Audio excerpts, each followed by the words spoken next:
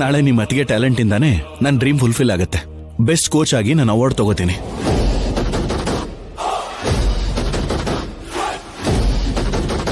ಗುರು ಶಿಷ್ಯರಿಬ್ರು ನಮ್ಮನೇಲೇ ಇರ್ತೀವಿ. ನಾನು ಆಟ ಆಡ್ತೀನಿ, ನಾನು ಚಾಂಪಿಯನ್ ಆಗ್ತೀನಿ.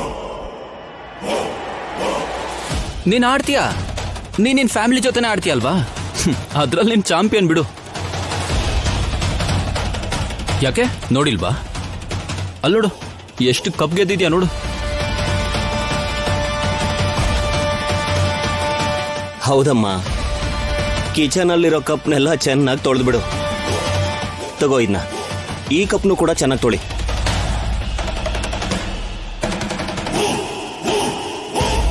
ಇಂಥ ಕೌಂಟರ್ಗೋಸ್ಕರ ನನ್ನ ಆಸ್ತಿ ಕೊಟ್ಟಿಲ್ಲ. ನನ್ನ ಆಸೆನ ನಾನು ನೆರವೇರಿಸ್ಕೋತೀನಿ. ನೋಡಮ್ಮ, ನಿನಗೆ ಮಗು ಆಗಿದೆ, ತಾಯಿ ಆಗಿದೆಯಾ. ಮಗುನ ಹುಷಾರಾಗಿ ನೋಡ್ಕೋ. ಹಾಗಂತ ನಿನ್ ಕೆರಿಯರ್ನ ಸ್ಟಾಪ್ ಮಾಡೋ ಉದ್ದೇಶ ಅಪ್ಪಂದಲ್ಲ. ಮಗುಗೆ ಈಗ ತಾನೇ ಆಪರೇಷನ್ ಆಗಿದೆ. 6 ತಿಂಗಳು ಟೈಮ್ ತಗೊಂಡು ಪ್ರಯತ್ನ ಮಾಡು. ಈ ಮಗು ಒಳ್ಳೆ ದೊಡ್ಡ ಬಂಡೆ ಅಷ್ಟು ಭಾರ ಆಗಿದೆ.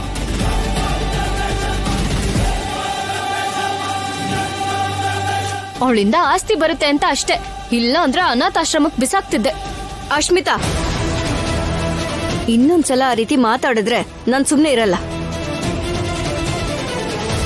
ಹೆತ್ತ ಮಗುನೇ ಭಾರ ಅಂತ ಅನ್ಕೋತಿಯಲ್ಲ, ನೀನ್ ಮನುಷ್ಯಲ? ನಿನ್ ಮಗು ಅನ್ನೋ ತರ ಆಡ್ತಿದ್ಯಾ?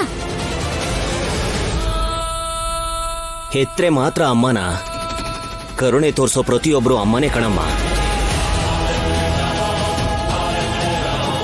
ರಾಜಲಕ್ಷ್ಮಿ ಇಲ್ಲ ಅಂದಿದ್ರೆ ಮಗು ಆಪರೇಷನ್ ನಡೀತಾನೆ ಇರ್ಲಿಲ್ಲ. ಅದ್ ಒಂದನ್ನೇ ಇಟ್ಕೊಂಡು ಜೀವನ ಪೂರ್ತಿ ಜೋತಾಡ್ತಾ ಇರಿ.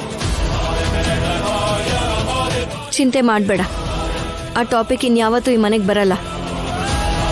ತಾಯಿ ಆಗಿದ್ದಕ್ಕೆ ಹಾಕಿ ಪ್ಲೇಯರ್ ಅಲ್ಲಿ ಸೇರ್ಸ್ಕೊಳ್ಳಲ್ಲ ಅಂದಿದ್ದಕ್ಕೆ ನಿನ್ ಕೋಪ ಬಂತ? ನಾನೇನು ಅಂತ ನನಗ್ ಗೊತ್ತು. ನಾನ್ ಮದ್ವೆ ಆಗಿದ್ದೀನಿ ಅಂತ ನನ್ ವ್ಯಾಲ್ಯೂ ಏನ್ ಕಮ್ಮಿ ಆಗಲ್ಲ. ನನ್ ಬಗ್ಗೆ ನನಗೆ ಗೊತ್ತು. ಲೇ ಪ್ರಶಾಂತ್, ಅವ್ರ ಆಸೆಗಳಿಗೆ ನಾವ್ಯಾಕೆ ಅಡ್ಡ ಬರಬೇಕು? ಅವಳು ದಾರಿಲಿ ಅವಳು ಹೋಗ್ಲಿ ಬಿಡು. ರಾಜಲಕ್ಷ್ಮಿಗೆ ಅವರಪ್ಪ ಸಪೋರ್ಟ್ ಮಾಡ್ತಿದ್ದಾರೆ, ನೀನೇನ್ ಮಾಡ್ತಿದ್ಯಾ? ನನಗೆ ಡಿಮೋಟಿವೇಟ್ ಮಾಡ್ತಿದ್ಯಾ?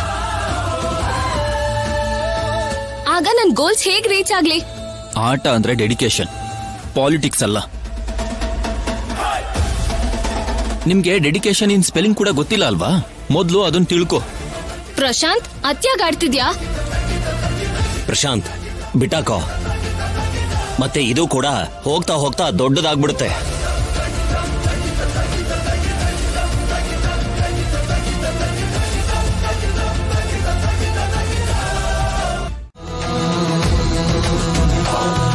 ಗೋದಾವರಿ ನೀರೆಲ್ಲ ಉಪ್ಪುಪ್ಪಾಗಿದೆ. ನಿನ್ನ ಅಧಿಕ ಪ್ರಸಂಗತನ ಜಾಸ್ತಿ ಆಯ್ತು ಪಾರ್ವತಿ. ಅದೇನೇ ಆದ್ರೂ ಇಲ್ಲಿ ಕಾರ್ಯ ಮಾಡೋ ಹಾಗಿಲ್ಲ.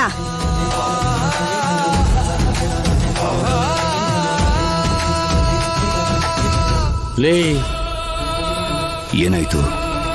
ಅದೇ, ನೀವು ಮೊದಲು ಸ್ನಾನ ಮಾಡ್ಕೊಳ್ಳಿ, ಬಿಸಿನೀರ್ ರೆಡಿ ಮಾಡ್ತೀನಿ. ಇರಕ್ಕ,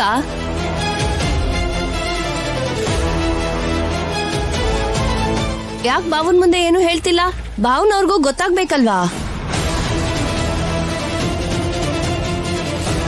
ಇದು ಬೇಕಿತ್ತ ಇವಾಗ? ಏನಾಯ್ತಮ್ಮ? ಅಂಥದ್ದೇನಿಲ್ಲ ಅಣ್ಣ, ಆದ್ಯನ್ ತಾಯಿ ಕಾರ್ಯನ ಇಲ್ಲೇ ಮಾಡ್ಬೇಕು ಅಂತಿದ್ದಾರೆ.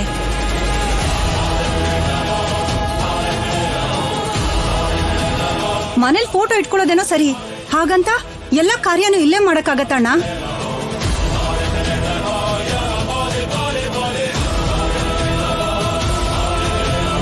ಏನೇ ನೀನ್ ಸ್ವಲ್ಪ ಸುಮ್ಮನೆ ಇರ್ತೀಯಾ?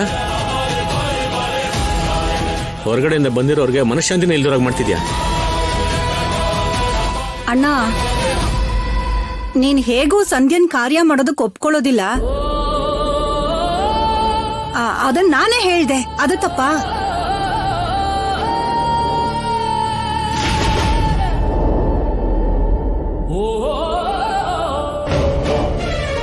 ಈಗ ಕಾರ್ಯನ ಯಾವಾಗ ಮಾಡಬೇಕು ಅಂತಿದ್ದೀರಾ? ಮುಹೂರ್ತ ಇಲ್ಲ, ಶಾಸ್ತ್ರದ ಪ್ರಕಾರ ನಾಡಿದ್ದಿದೆ ಮಾವ. ಆದ್ಯ ಈ ಮನೆಗೆ ಬಂದಾದ್ಮೇಲೆ ಅವಳ ಸ್ವಭಾವ, ಅವಳ ಮಾತಿನ ಮೇಲಿನ ಹಿಡಿತ, ನಂಬಿಕೆ ನೋಡಿದ್ಮೇಲೆ ನಾನು ತಪ್ಪು ಮಾಡ್ಬಿಟ್ಟೆ ಅಂತ ನನಗೆ ಅರ್ಥ ಆಯ್ತು. ಸಮಯದ ಜೊತೆನೆ ಮನುಷ್ಯರು ಬದಲಾಗಬೇಕು, ಸಂಸ್ಕೃತಿನ ಬಿಟ್ಕೊಡ್ಬಾರ್ದು. ಸಾದಾ ಸೀದಾ ಆಲೋಚನೆಗಳನ್ನ ಪಕ್ಕಕ್ಕಿಟ್ಟು ಹೊಸದರದ ಬಗ್ಗೆ ಯೋಚನೆ ಮಾಡಬೇಕು. ನಮಗ್ ಗೊತ್ತಿಲ್ಲದಿರೋ ವಿಷಯಗಳನ್ನ ಚಿಕ್ಕವರಾದ್ರೂ ಸರಿ ದೊಡ್ಡವರಾದ್ರೂ ಸರಿ ಸತ್ಯ ಆದ್ರೆ ಒಪ್ಕೊಳ್ಳೇಬೇಕು.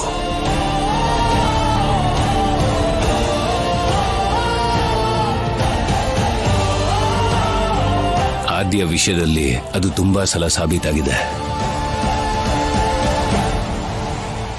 ಇಷ್ಟು ಬುದ್ಧಿವಂತ ಮಗಳನ್ನ ಹೆತ್ತಂತ ಸಂಧ್ಯಾ ವಿದೇಶದಲ್ಲಿ ಉನ್ನತ ಶಿಕ್ಷಣನ ಕೊಡಿಸ್ತಾ ಯಾರೋ ಕೋಟೀಶ್ವರನ್ಗೆ ಕೊಡಬೇಕು ಅಂತ ಆಸೆ ಪಡಲಿಲ್ಲ.